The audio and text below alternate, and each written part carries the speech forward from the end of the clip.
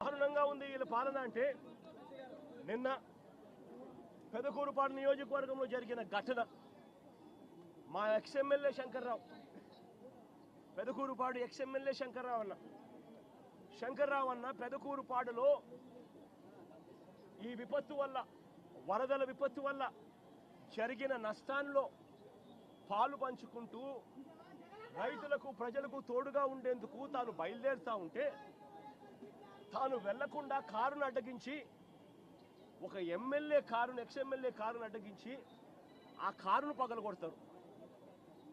తాను వరద బాధితులను చూడకూడదట, వరద ప్రాంతాన్ని తాను పరామర్శించకూడదట. నిజంగా వాళ్ళు అనుకుంటా ఉన్నారు ఇలా ఎవరు కూడా పోకూడదు, ఇలా ఎవరు కూడా చూడకూడదు, ఇలా ఎవరు కూడా మాట్లాడకూడదు. ఇలా జరిగింది అని అంటే చంద్రబాబు నాయుడు గారి హయాంలో జరిగిన ఈ తప్పిదాలు